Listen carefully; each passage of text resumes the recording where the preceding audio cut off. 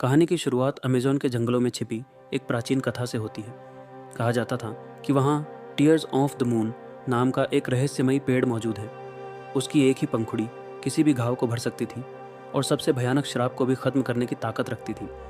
सदियों तक अनगिनत लोग उस पेड़ की तलाश में निकले, लेकिन सबसे प्रसिद्ध था स्पेन का योद्धा सैम। वह हर हाल में उस जादुई शक्ति को हासिल करना चाहता था। अपने सैनिकों के साथ वह अमेज़न के खतरनाक जंगल में पहुंचा, जहां कई मुश्किलों का सामना करने के बाद जंगल के रक्षकों ने उसकी जान बचाई। ठीक होते ही सैम ने उनसे एरोहेड मांगा, क्योंकि वही उस जादुई पेड़ तक पहुंचने की चाबी माना जाता था। लेकिन रक्षकों ने उसे देने से इनकार कर दिया। लालच में आकर सैम ने उन पर हमला कर दिया। उसकी यही गलती उसके लिए अभिशाप बन गई। उसे और उसके साथियों को ऐसा श्राप मिला कि वे हमेशा के लिए अमेज़न नदी के इलाके से बाहर नहीं जा सकते थे। श्राप के बाद सैम और उसके साथी हमेशा के लिए अमेज़न नदी के इलाके में ही कैद हो गए। इसके बाद कहानी वर्तमान समय में आ जाती है। बिल कुछ लोगों को उसी रहस्यमयी पेड़ की कहानी सुना रहा था। उसने नक्शे पर उसकी संभावित जगह दिखाते हुए कहा कि अगर एरोहेड मिल जाए तो उस जादुई पेड़ की खोज शुरू की जा सकती। असल में यह पूरा भाषण उसकी बहन लिली ने तैयार किया था, जो ऊपर छिपकर उसकी हर बात दोहरा रही थी। जल्द ही लिली समझ गई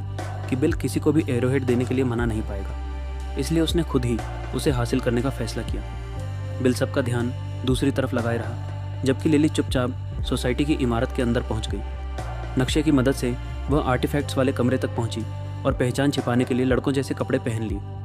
थोड़ी तलाश के बाद उसे वह क्रेट मिल गया जिसमें एरोहेड रखा था। उसने जैसे ही उसे अपने पास रखा, तभी एक सोसाइटी सदस्य प्रिंस पार्क को भी उसी कमरे में ले आया। अब साफ हो चुका था कि पार्क भी उसी एरोहेड की तलाश में था। जैसे ही पार्क और उसके लोगों ने क्रेट खोला, वे हैरान रह गए, क्योंकि एरोहेड गायब था। तभी पार्क की नज़र लिली पर पड़ी, जो वहाँ से चुपचाप निकलने की कोशिश कर रही थी। उसने तुरंत अपने आदमियों को उसे पकड़ने का आदेश दे दिया। लिली ने अपनी तेज़ी और समझदारी से सभी को एक एक करके चकमा दे दिया, लेकिन आखिर में उसका सामना खुद पार्क से हुआ। बचने की कोशिश में वह लाइब्रेरी की खिड़की से बाहर गिर गई, लेकिन समय रहते उसने एक लटकती सीढ़ी पकड़ ली। पार्क ने सीढ़ी की रस्सी खोल दी और लिली से कहा कि अगर अपनी जान बचानी है तो एरोहेड उसे दे दे। लिली ने चालाकी से उसकी तरफ एक डिब्बा फेंका और उसी पल नीचे खड़ी बस में छलांग लगा दी, जिसे उसका भाई बिल सही समय पर लेकर पहुंचा था। पार्क ने तुरंत डिब्बा खोला, लेकिन उसके अंदर एरोहेड नहीं था। ये देखकर उसके आदमी घबरा गए। तभी पार्क को पता चला कि चोरी करने वाली लिली थी। गुस्से में उसने अपने ही लोगों को मौत के घाट उतार दिया। इसके कुछ समय बाद कहानी आगे बढ़ती है। इसके बाद लिली और बिल अमेज़न जाने की तैयारी शुरू कर देते हैं। उनका मकसद था टीयर्स ऑफ द मून नाम के उस रहस्यमयी पेड़ को ढूंढना, क्योंकि उनका मानना था कि उसकी शक्ति से कई लाइलाज बीमारियों का इलाज संभव हो सकता है। रास्ता तय था। अब उन्हें सिर्फ एक ऐसे अनुभवी बोट कैप्टन की ज़रूरत थी जो उन्हें अमेज़न नदी के खतरनाक हिस्सों तक ले जा सके।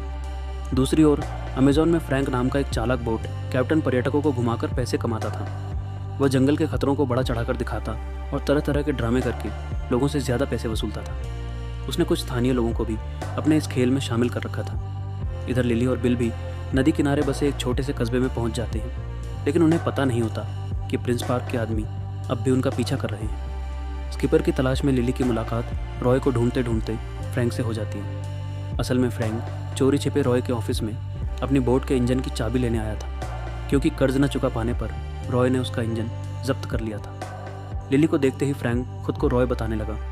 लिली ने उसे अपना नक्शा दिखाया और कहा कि वह अमेज़न के एक खास इलाके तक जाना चाहती है और इसके बदले अच्छी रकम देगी।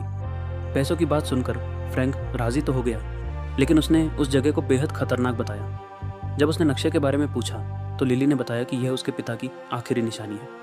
बचपन से वही उसे टीयर्स ऑफ द मून की कहानी सुनाते आए थे। यह सुनकर फ्रैंक मुस्कुरा दिया और मजाक उड़ाने लगा। लिली की नज़र उस बॉक्स पर पड़ी जिसे फ्रैंक खोलने की कोशिश कर रहा था।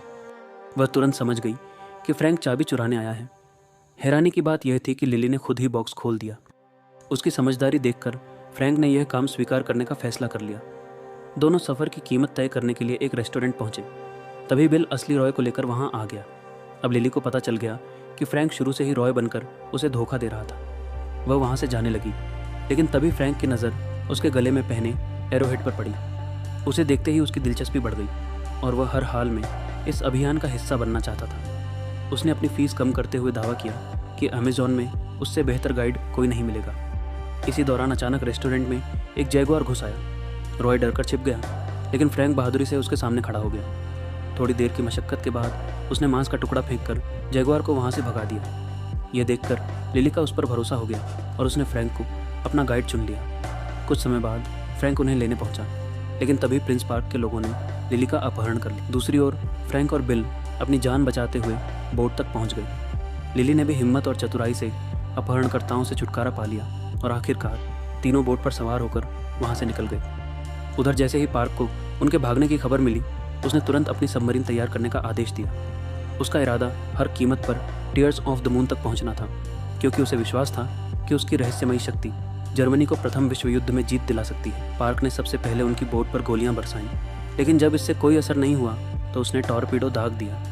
एक पल के लिए लगा कि अब फ्रैंक, लिली और बिल का बचना मुश्किल है, मगर आखिरी क्षण में फ्रैंक ने अपनी बोट इतनी शानदार तरीके से मोड़ी कि टॉर्पीडो निशाना चूक गया। इसी बीच सबमरीन का प्रोपेलर एक मोटी रस्सी में फंस गया और पूरी सबमरीन तेजी से डॉक की ओर घिसटती चली गई। जोरदार टक्कर से रॉय की ज़्यादातर बोट्स तबाह हो गई। इस घटना के बाद फ्रैंक, लिली और बिल आखिरकार टीयर्स ऑफ द मून की खोज पर निकल पड़े।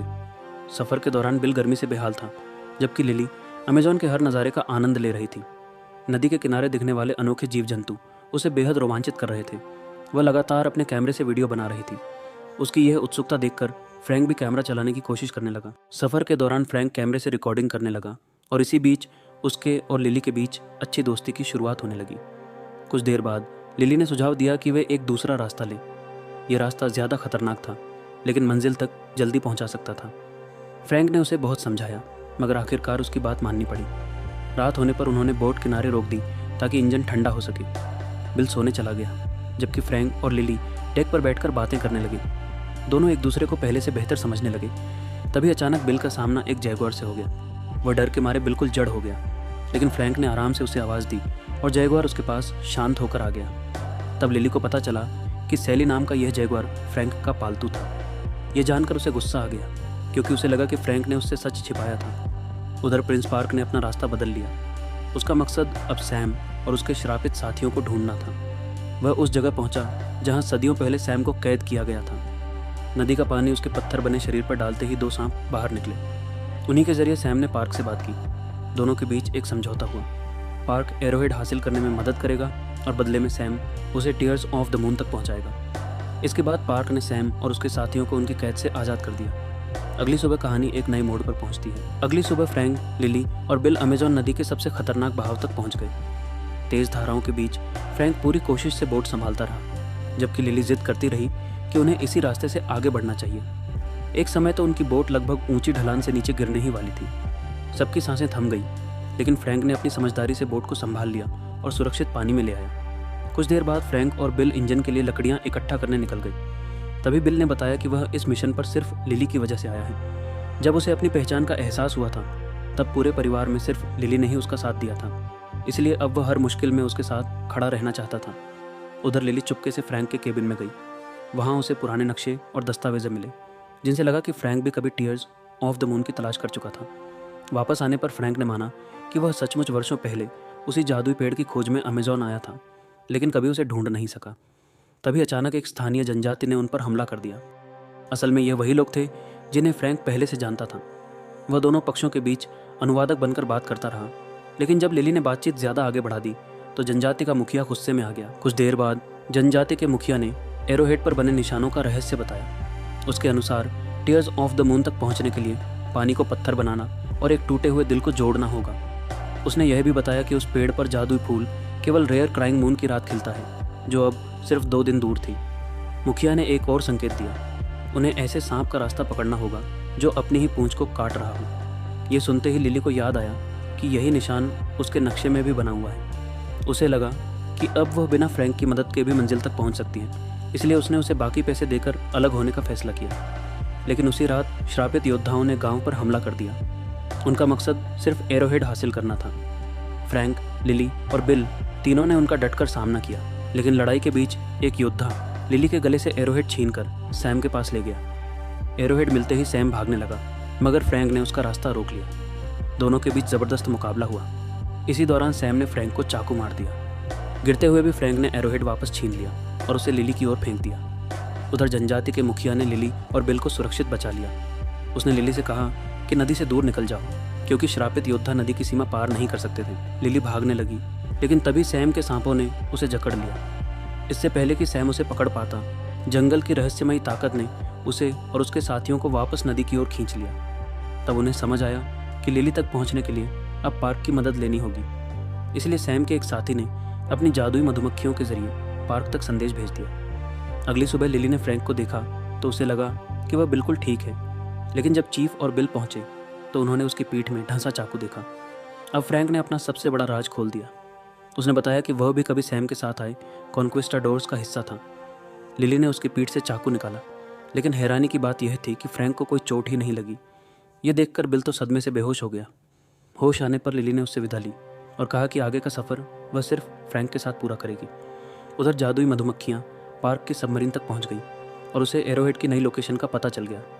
इसके बाद पार्क और श्रापित योद्धाओं ने मिलकर लिली का पीछा करने की योजना बनाई। सफ़र के दौरान फ्रैंक ने अपनी 400 साल पुरानी कहानी सुनाई। उसने बताया कि वह सैम का सबसे भरोसेमंद साथी था और उसी के साथ टीयर्स ऑफ द मून की खोज में अमेज़न आया था। सैम अपनी बीमार बेटी को बचाना चाहता था, इसलिए यह सफ़र शुरू हुआ था। फ्रैंक ने यह भी बताया कि लिली के पास जो पुराना नक्शा है उसे भी उसी ने कई सदियों पहले बनाया था। फ्रैंक को जब पता चला कि सैम जनजाति के लोगों के साथ विश्वासघात करने वाला है तो उसने उसका साथ छोड़ दिया। उसने चीफ की बेटी की जान बचाने की कोशिश की। उसी दौरान वह लड़की एरोहेड लेकर भाग निकली और मरने से पहले चीफ ने सैम और उसके साथियों को हमेशा के लिए श्राप दे दिया। समय बीतता गया। फ्रैंक और सैम कई बार आमने सामने आए। आखिरकार फ्रैंक ने सैम और उसके साथियों को एक गुफा में कैद कर दिया, जहां वे करीब 300 साल तक फंसे रहे। इस दौरान जंगल की रहस्यमयी ताकत ने उनके शरीरों को विकृत कर डरावने जीवों में बदल दिया। फ्रैंक ने लिली को बताया कि इन सदियों में उसने उसी कस्बे को बसाने में मदद की। उसने कई दोस्त बनाए, उन्हें खोया, फिर सालों तक टीयर्स ऑफ द मून की तलाश करता रहा। जब कुछ हाथ नहीं लगा तो उसने खोज छोड़ दी और टूरिस्ट गाइड बन गया। उधर प्रिंस पार्क ने बिल को पकड़ लिया और उसे ज़बरदस्ती जादुई पेड़ की लोकेशन पता कर ली। इसके बाद उसने जादुई मधुमक्खियों को भी ख़त्म कर दिया ताकि यह जानकारी सैम तक न पहुंच सके। इधर फ्रैंक और लिली भी अपनी मंजिल की ओर बढ़ते रहे। रास्ते में फ्रैंक ने कहा कि अगर उसे जादुई फूल मिल गया तो वह ऐसा फैसला करेगा जो उसे आखिरकार सुकून दे। अगले दिन वे नदी के एक ऐसे हिस्से में पहुंचे जहां आगे कोई रास्ता दिखाई नहीं दे रहा था। तभी लिली को एहसास हुआ कि शायद यही वह जगह है जहां पहेली के अनुसार पानी पत्थर बन जाता है। फ्रैंक पानी में छलांग लगाकर नीचे गया और उसे एक प्राचीन कक्ष मिला जहां एक पुराना लीवर लगा था। ऊपर लौटकर उसने लिली से कहा कि उस संकरे रास्ते से सिर्फ वही अंदर जा सकती है। लिली डर गई क्योंकि उसे तैरना नहीं आता था, लेकिन कोई दूसरा रास्ता भी नहीं था। आखिरकार दोनों पानी के अंदर उतरे। लिली किसी तरह उस कक्ष तक पहुंची और लीवर दबाया, लेकिन उसी पल दरवाज़ा बंद हो गया। वह अंदर फंस गई और घबराने लगी। फ्रैंक ने उसकी हिम्मत बढ़ाई और उसे कुछ पल सांस लेने का मौका दिया। फिर लिली ने पूरी ताकत लगाकर लीवर नीचे कर दिया। उसी दौरान फ्रैंक पर खतरनाक पिरान्हा मछलियों का झुंड हमला कर बैठा। धीरे धीरे कक्ष का पानी निकलने लगा। जब फ्रैंक आखिरकार लिली तक पहुंचा तो उसे लगा कि वह डूब चुकी है, लेकिन अगले ही पल लिली ने आंखें खोल दी। गुस्से में उसने फ्रैंक को थप्पड़ मार दिया क्योंकि उसे लगा था कि उसने उसे अकेला छोड़ दिया था। कुछ देर बाद दोनों ने महसूस किया कि वे आखिरकार टीयर्स ऑफ द मून की असली जगह तक पहुंच चुके हैं। लेकिन उनकी खुशी ज़्यादा देर नहीं टिक सकी, क्योंकि पानी पूरी तरह उतरते ही उन्होंने देखा कि प्रिंस पार्क भी वहां पहुंच चुका था। तभी एक बच निकली जादुई मधुमक्खी ने श्रापित योद्धाओं को भी इस जगह की खबर दे दी। पार्क ने लिली से एरोहेड छीन लिया और फ्रैंक को मजबूर किया कि वह सबको उस गुफा तक ले जाए जहां टीयर्स ऑफ द मून का पेड़ था। वहां पहुंचकर उन्होंने देखा कि पेड़ सदियों से सूखा पड़ा था। पार्क ने लिली से उसे फिर से जीवित करने को कहा, लेकिन उसने साफ इनकार कर दिया। तब फ्रैंक ने यह काम करने की हामी भरी। बदले में उसने फूल की एक पंखुड़ी मांगी। पार्क मान गया, लेकिन बिल को अपने कब्जे में ही रखा। फ्रैंक और लिली ने मिलकर पहेली सुलझाई। तभी उन्हें पता चला कि एरोहेड असल में तीर की नोक नहीं, बल्कि टूटे हुए दिल का प्रतीक था। जैसे ही उन्होंने उसके छिपे हुए हिस्सों को सही जगह पर रखा, चांदनी की रोशनी में जादुई पेड़ फिर से जीवित हो उठा और कुछ ही पलों में फूलों से भर गया। पेड़ खिलते ही पार्क ने फ्रैंक पर गोली चला दी, जिससे वो गुफा की गहराई में जा गिरा।